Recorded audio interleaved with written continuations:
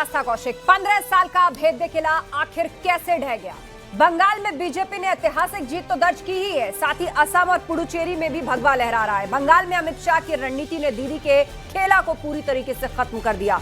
गंगोत्री से गंगा सागर तक भगवा लहर का दबदबा दिख रहा है। इस सियासी मुहिम में बीजेपी के लिए सीएम योगी ने भी मजबूत पारी खेली। और सबसे बड़ा सवाल, क्या 26 का ये फैसला 27 की हवा तय करेगा? क्या 3 राज्यों में मिली ये बड़ी जीत अब यूपी की राजनीति की दिशा बदलने वाली है? सियासत के सुपर संडे पर जहां एक तरफ जश्न है तो दूसरी तरफ मंथन। आज महाबहस में बात उसी मास्टर स्ट्रोक की जिसने विपक्ष को पूरी बिसात पर ही पलटी खिला दी। और अब क्या बीजेपी इसी तर्ज पर यूपी की लड़ाई में उतरेगी? तो चलिए, पूरा गेस्ट पैनल हमारे साथ जुड़ेगा इस पूरी चर्चा में। उनसे आपका हम इंट्रोडक्शन कराएं, लेकिन उससे पहले वक्त है महाबहस के सवालों का। सवाल यह कि 15 साल का अभेद्य किला आखिर कैसे गिरा? 26 का फैसला तय करेगा 27 की हवा। 26 में बीजेपी को जो 3 राज्यों में प्रचंड जीत मिली है, उसके बाद अब 27 में यूपी में चुनाव होने जा रहा है। तो क्या उसका असर, क्या ये जो संदेश यहां से निकला उससे 27 की हवा पर कोई फर्क पड़ेगा? 3 राज्यों में जीत बारी, अब यूपी की तैयारी। तो चलिए इसी पर चर्चा की शुरुआत करते हैं और गेस्ट पैनल हमारे बीच में है। हमारे साथ संजय चौधरी जी जुड़ रहे हैं, प्रवक्ता बीजेपी। हमारे साथ प्रोफेसर धर्मेंद्र यादव हैं, प्रवक्ता समाजवादी पार्टी। अभिमन्यु त्यागी जी हैं, प्रवक्ता कांग्रेस। अनिल दुबे जी हमारे साथ हैं, महासचिव आरएलडी। डॉक्टर सुनील कौशिक, वरिष्ठ पत्रकार हमारे बीच में। आप सभी मेहमानों का बहुत बहुत स्वागत है। और अनिल दुबे जी, आपने भी भले ही हरे रंग का ये आज गमछा पहना है, लेकिन ये भी एक बंगाली अंदाज की याद दिला रहा है। वैसे तो प्रधानमंत्री मोदी भी आज बंगाली पूरे परिधान में नजर आए हैं, और आपके भी ये गमछा लेने का स्टाइल। तो क्या बीजेपी और गठबंधन अब बंगाल के बाद यूपी में किस तरह की तैयारी करेगा? क्या यूपी के लिए कमर कस ली गई है? यूपी के लिए क्या कोई संदेश बंगाल से निकला है? इसी पर चर्चा की शुरुआत करते हैं। संजय चौधरी जी फिलहाल हमारे बीच में नहीं है। चर्चा की मैं शुरुआत करूं, लेकिन अपने संबोधन में प्रधानमंत्री मोदी ने समाजवादी पार्टी को किस तरह निशाने पे लिया, उससे पहले आपको वो सुनवा देते हैं। समाजवादी पार्टी ने संसद में महिला आरक्षण को रोका है, उसे भी यूपी की महिलाओं का आक्रोश सहना पड़ेगा। महिला विरोधी समाजवादी पार्टी कुछ भी करके अपने पाप को कभी धुल नहीं पाएगी।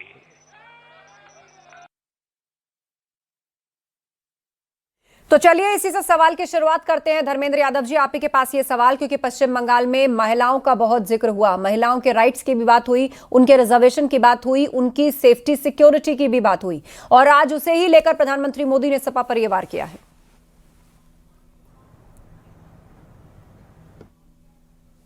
इस पैनल के सभी विद्वान पैनलिस्ट इस बात जानते होंगे कि जब 2023 में महिला आरक्षण का बिल आया था, भारत की राजनीति के सभी दल, चाहे सत्ता पक्ष हो चाहे विपक्ष हो, सबने एक साथ मिलकर महिला आरक्षण के बिल को पास करके उसे एक्ट बना दिया, यानी महिला आरक्षण बिल लागू हो गया। आज भारत के प्रधानमंत्री किसी भी मंच पे जाकर ये बोल देते हैं कि भारत में जो विपक्षी पार्टियां हैं वो महिला आरक्षण का विरोध कर रही हैं। इससे बड़ा दुर्भाग्य किसी भी लोकतांत्रिक देश में, लोकतंत्र के इतिहास में कभी हो नहीं सकता कि देश के प्रधानमंत्री देश की जनता को बड़े बड़े मंचों से जाकर गुमराह करने का प्रयास करें कि भारतीय जनता पार्टी जो असली महिला आरक्षण विरोधी है, उसका जो रेपराइज करते हैं भारत के प्रधानमंत्री, वो पूरा देश जानता है। और उत्तर प्रदेश में हम इनकी हवा को निकालने का काम करेंगे। लेकिन बंगाल में भी तो आपने ये सब बातें कही थी, यहाँ तो लोगों ने कुछ और ही फैसला सुनाया है। 3 राज्यों में बीजेपी की जीत हुई है, सबसे बड़ी जीत पश्चिम बंगाल की।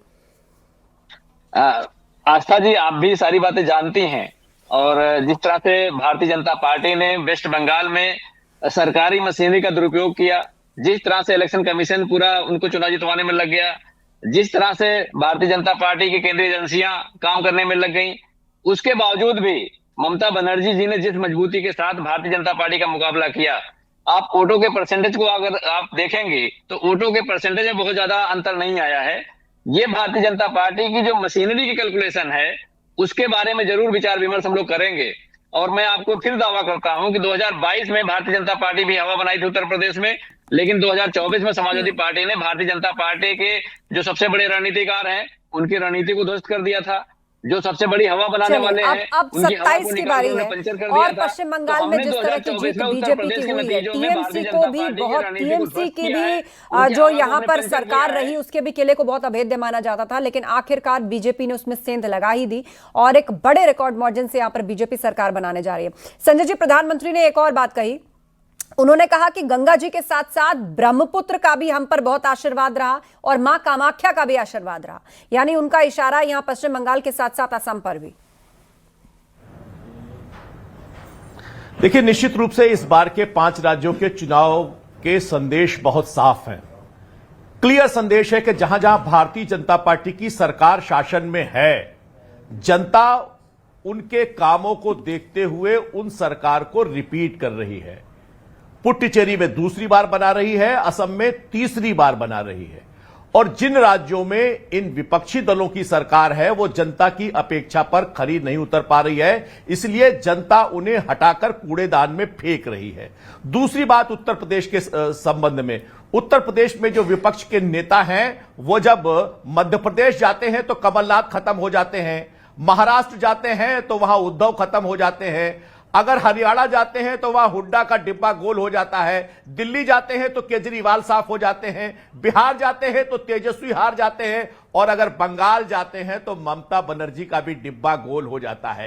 एक तरफ वो राजनीतिक दल है जो जहां सत्ता में रह रहा है, जनता के काम कर रहा है, जनता उसे दोबारा जिताकर शासन में भेज रही है, और एक तरफ वो व्यक्ति है जो जहां जाता है अपने साथियों को भी डुबाता है। और उत्तर प्रदेश में भी हमने देखा है कि उसके बाद 10 उपचुनाव हुए, 10 में से 8 भारतीय जनता पार्टी जीती और उसने अपने राजनीतिक दल को भी जिता दिया।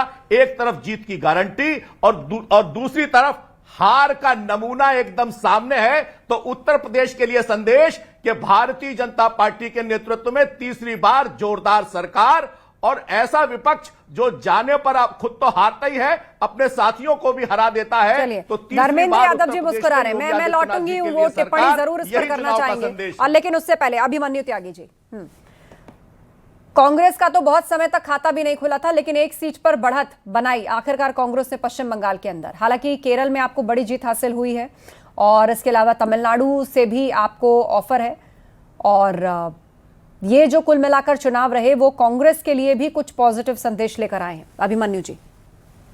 रास्ता जी, आपको और पैनल में मौजूद सभी लोगों को नमस्कार, जय हिंद, वंदे मातरम। देखिए, जब सबसे टफ फाइट रही तो निश्चित तौर पर केरला में रहा। वह वाम दल क्योंकि एक वैचारिक दल है तो उनसे लड़ाई लड़ी, वो बेहतर काम भी कर रहे थे एक दौर में, लेकिन बाद में जहां से विचारधारा से जनता से कनेक्टिविटी टूटी और हम लोग वहां काम कर रहे थे, हमारा संगठन मजबूत था।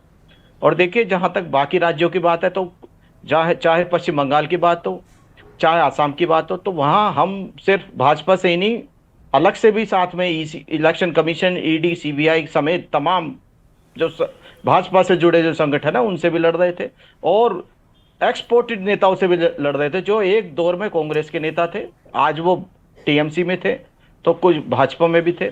तो हमारी चारों ओर से लड़ाई थी, लेकिन वैचारिक तौर पर हम अपने काम कर रहे थे।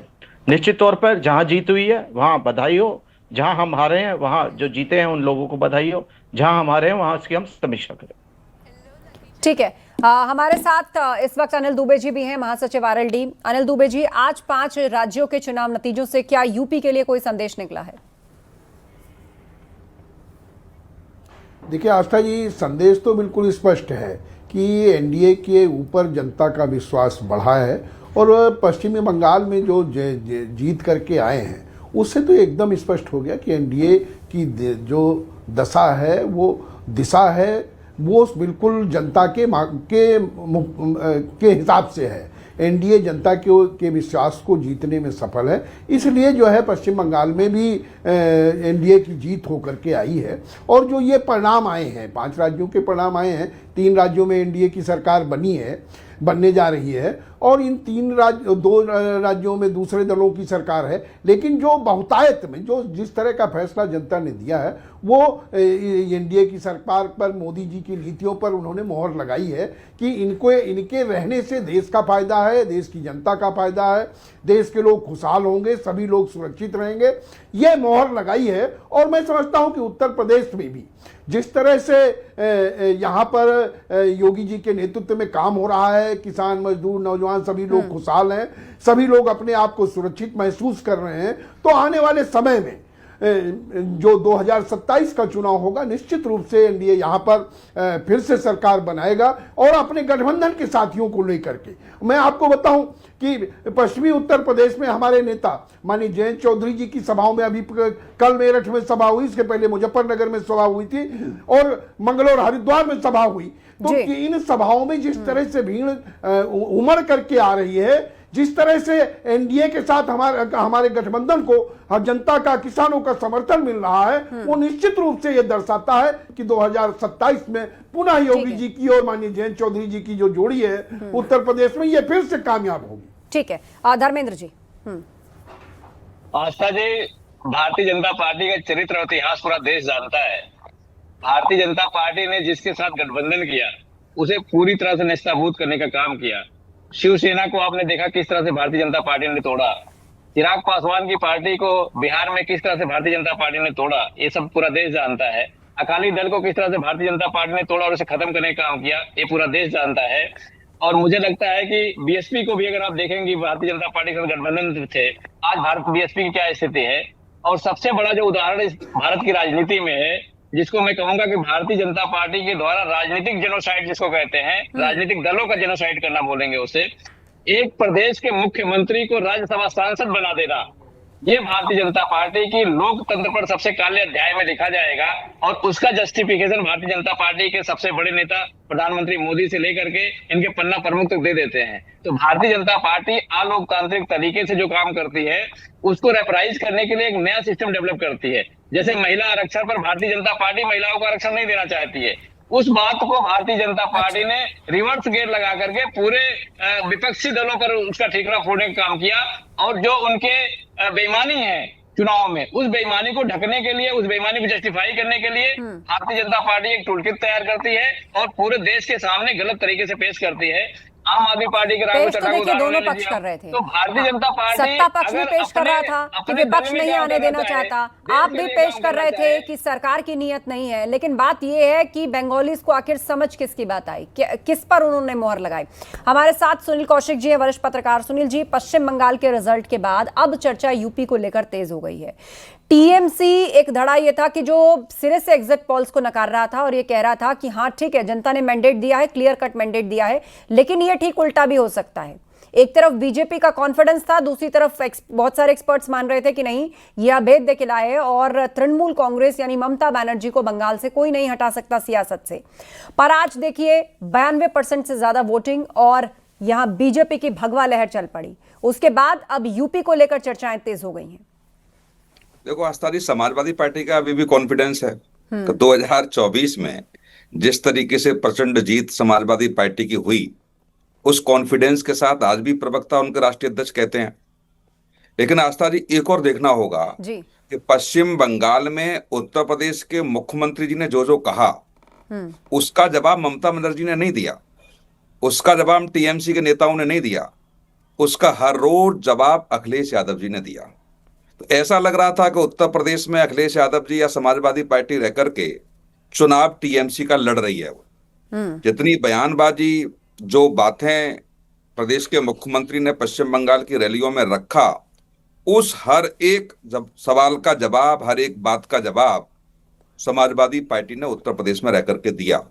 तो ये तो बिल्कुल निश्चिंत है कि आपके प्रतिद्वंदी या दूसरे राज्य में चुनाव की रैलियां संबोधन करने जाते हैं, वहां आप उनकी कही हुई बातों का उत्तर प्रदेश में रह करके देते हैं, तो 2027 में तो आपके प्रतिद्वंदी के रूप में वो रहेंगे ही। लेकिन ये देखना पड़ेगा कि जहां जिन सभाओं का उन्होंने संबोधन किया, वो सारी की सारी सीटें पश्चिम बंगाल में भारतीय जनता पार्टी ने जीती हैं।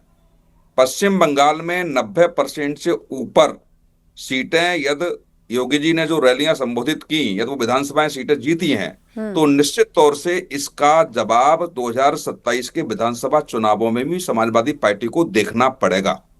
और अभी समाजवादी पार्टी के प्रवक्ता कह रहे थे, बहुत अच्छा लग रहा था मुझे कि भाजपा ने किस किस के साथ गठबंधन किया और क्या क्या हो गया।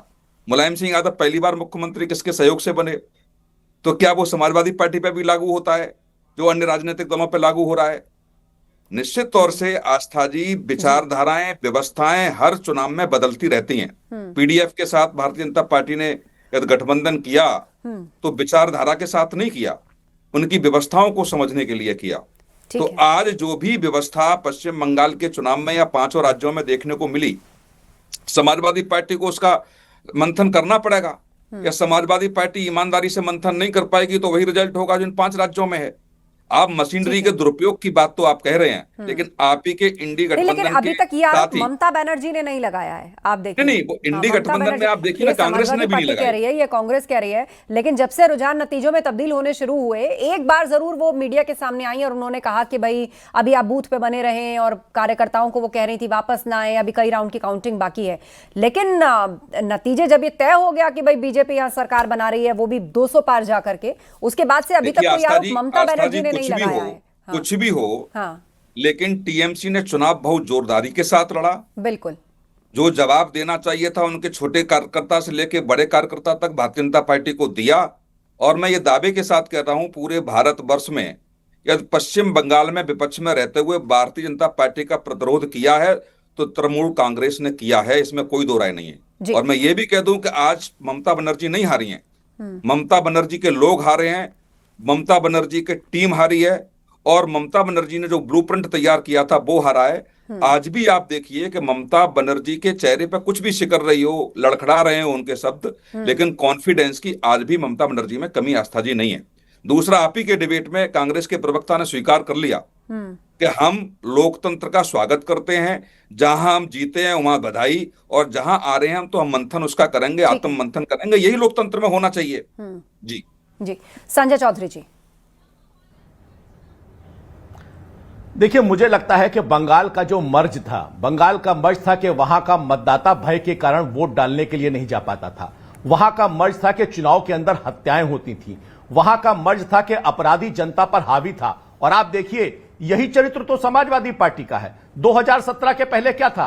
भारतीय जनता पार्टी अगर मतदान में गड़बड़ी रोकता था, नीरज मिश्रा, तो उसका गला काट दिया जाता था। लोगों पे भय था, अगर भाजपा को वोट दोगे तो तुम्हारे खिलाफ कार्रवाई होगी।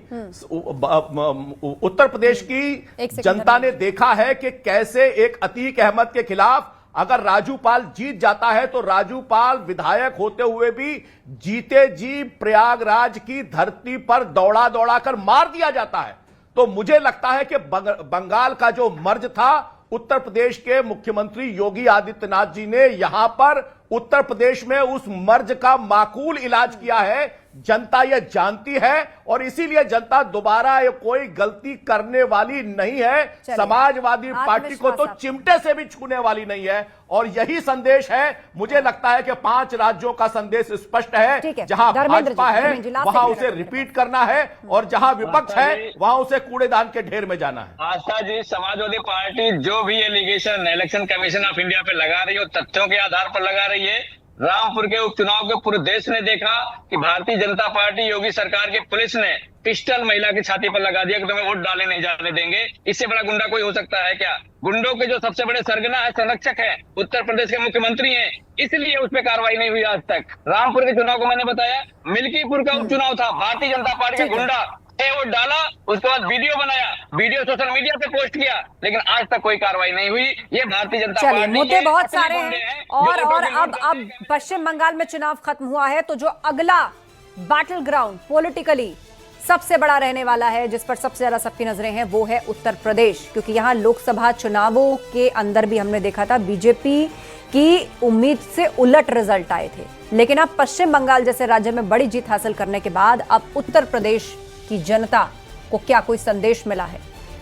सत्ता पक्ष और विपक्ष दोनों के लिए ही अपनी रणनीति और पूरे जोर आजमाइश का वक्त शुरू हो चुका है। आप सभी का धन्यवाद इस चर्चा में शामिल होने के लिए। तो बंगाल में बीजेपी ने ऐतिहासिक जीत तो दर्ज की है, साथ ही असम और पुडुचेरी में भी भगवा लहरा रहा है। बंगाल में अमित शाह की रणनीति ने दीदी के खेले को पूरी तरह खत्म कर दिया। गंगोत्री से गंगा सागर तक भगवा लहर का दबदबा नजर आ रहा है। माँ बहस में इतना ही। खबरें जारी हैं, बने रहिए हमारे साथ।